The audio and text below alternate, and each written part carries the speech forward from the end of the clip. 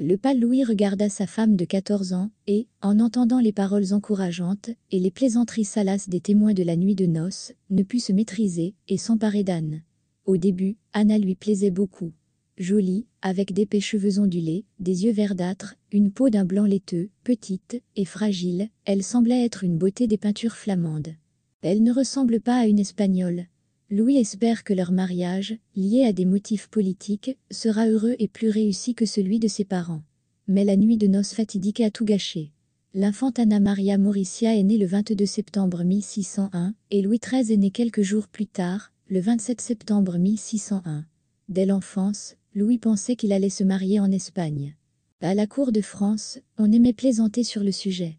Henri l'amoureux plaisantait son fils en lui disant qu'il devrait faire un enfant à l'infante d'Espagne. En fait, Henri-Yves pensait que les Habsbourg étaient des ennemis, et le mariage d'Anne et du dauphin n'était donc pas envisagé. Mais à la mort d'Henri-Yves, son épouse Marie de Médicis, favorable à l'Espagne, décide de faire un double mariage franco-espagnol. La reine-mère décide de marier Louis XIII à l'infante Anne, et de marier sa fille Élisabeth au prince des Asturies. Habitué à ce que sa mère contrôle son destin, Louis ne s'oppose pas à ce qu'elle lui demande s'il souhaite épouser Anne d'Autriche. Le jeune roi est impatient de rencontrer sa promise, et, avant que leur rencontre ne soit officialisée, il part à la rencontre d'Anne. Sachant que l'infante doit arriver à Bordeaux, il se rend la veille dans une petite ville proche du lieu de passage des Espagnols. Il a la chance de bien voir Anne, qui apparaît à la fenêtre du carrosse. Satisfait, Ludovic se précipite à Bordeaux. Anne ne tarde pas à arriver. Présentés l'un à l'autre, les jeunes gens sont heureux. Jeunes et beaux, ils avaient une grande chance de s'aimer, mais cela n'a pas fonctionné. Le 21 novembre 1615, le mariage a lieu.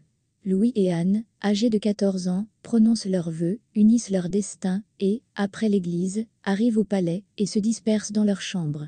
Louis n'avait pas beaucoup dormi ce jour-là, il était sous une forte impression et très fatigué. Il se mit au lit et s'endormit, espérant dormir jusqu'au matin. Mais ce ne fut pas le cas. Marie de Médicis entra dans la chambre de son fils et le rappela. « Sire, votre femme vous attend. C'est la nuit de tes noces. » Ludovic, qui depuis l'enfance ne supportait pas la vulgarité, rougit. Il se leva à contre-cœur, et quitta sa chambre, avec sa mère pour se rendre dans la chambre d'Anne. Dans le couloir du palais, une foule de joyeux courtisans se presse, pour crier au roi un adieu affectueux. Le roi est encore plus embarrassé, par ce qu'il entend. Ce qui se passe l'humilie et porte atteinte à sa dignité. En entrant dans la chambre d'Anna, Marie de Médicis pousse doucement son fils vers elle, et, sous les rires de son entourage, lui donne quelques conseils pratiques pour la nuit à venir. Puis, à la déception des nobles, elle fait sortir tout le monde, laissant quelques témoins avec le jeune couple. Devant eux, le couple doit accomplir un acte d'amour, afin que le mariage soit définitivement considéré comme légal, et que personne n'ose le rompre par la suite. Le matin précédent, Marie de Médicis déposa un rapport dans lequel il était indiqué que son fils avait rempli à 2 reprises son devoir conjugal. Mais il est difficile de dire ce qui s'est réellement passé entre Anne et Ludovic. Une chose est sûre, la nuit passée est devenue effrayante pour Ludovic, et il s'est désintéressé de ce domaine de la vie pendant plusieurs années. Merci d'avoir regardé ce film.